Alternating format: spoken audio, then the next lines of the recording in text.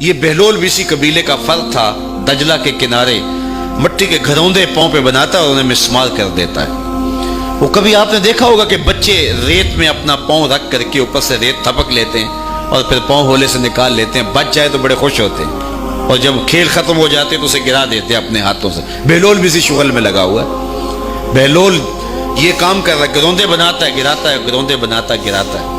بادشاہ گزرا، پوچھا بہلول کیا کر رہے ہو؟ ہنس کے کہا جنت کے مکان بنا رہا ہوں۔ کہا بیچتے ہو؟ ہاں بیچتا ہوں۔ کتنے کا؟ 10 روپے کا، سیل لگائی ہوئی ہے۔ بادشاہ مسکرا کے گزر گیا، دیوانہ ہے، مجنوں ہے، اپنی موج میں لگا ہے۔ پیچھے سے ملکہ زبیدہ بھی آ رہی تھی، اس نے بھی دیکھا، کہا بہلول کیا کر رہے ہو؟ کہا جنت کے مکان بنا رہا ہوں۔ کہا بیچتے ہو؟ ہاں 10 روپے کا بیچتا ہوں۔ 10 روپے بادشاہوں کے لیے کیا ہوتے ہیں؟ 10 درہم نکالے، اس کو دیا، اس نے دریائے دجلہ میں پھینک دیا۔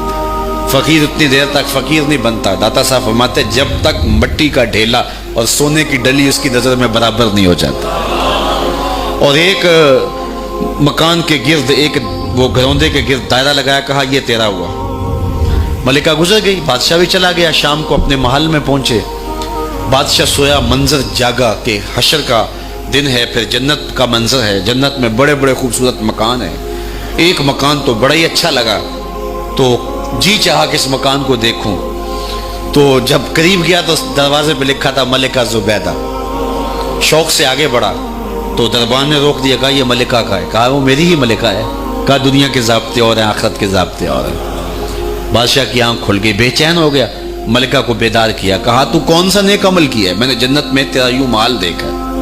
ملکہ کہنے لگی وہی معمول کی نمازیں، وہی سب کچھ، کوئی نیا کام تو میں نے کیا نہیں۔ ہاں یاد آیا، کل گزر رہی تھی، دجلہ کا کنارہ تھا، وہ جسے لوگ مجذوب کہتے ہیں، وہ جو دیوانہ کہلاتا ہے، وہ بہلول، وہ جنت کے محل کہتا تھا، وہ بنا رہا۔ میں نے کہا چلو کوئی بات نہیں، فقیر ہے، 10 روپے کیا ہوتے ہیں؟ 10 روپے کا ایک محل خریدا تھا۔ بادشاہ سر پکڑ کے بیٹھ گیا، وہ تو مجھے بھی کہتا تھا۔ میں دیوانے کی بات سمجھ کے گزر گیا۔ اگلے دن بادشاہ قصدن گزرا۔ جب قصدن گزرا نا تو دل دھڑک رہا تھا کہ کہیں مجذوب پھر آج مل جائے اور اسی موج میں ہو تو کام بن جائے۔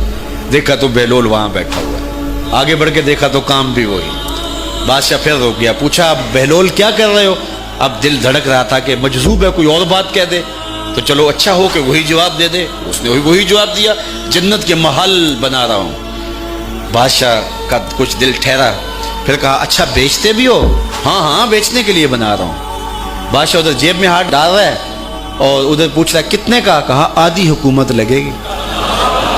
کہا کل تو 10 روپے کے بتا رہے تھے۔ کہا کل تم نے دیکھا نہیں تھا، آج سودا دیکھ کے لے رہے ہو۔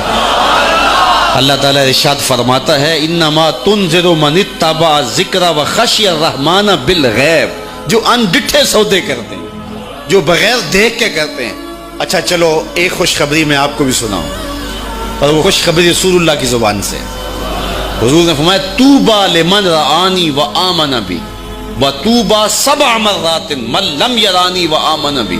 فرمایا صحابہ تمہیں مبارک ہو ایمان کی کہ تم نے مجھے دیکھا اور میرے اوپر ایمان لائے، اور کہا انہیں 7 مبارکیں ہوں جنہوں نے مجھے دیکھا بھی نہیں ہوگا اور پھر بھی ایمان لائیں گے۔ انما تنذر من اتبع ذکر وخشی الرحمن بالغیب فبشرہ بمغفرۃ واجر کریم۔ ان کو بشارت دے دیجئے بڑی عزت والے اجر کی اور خوشخبری بھی۔ تو جس اجر کو میرا رب بھی کریم کہہ رہا ہے وہ اجر کیسا ہوگا؟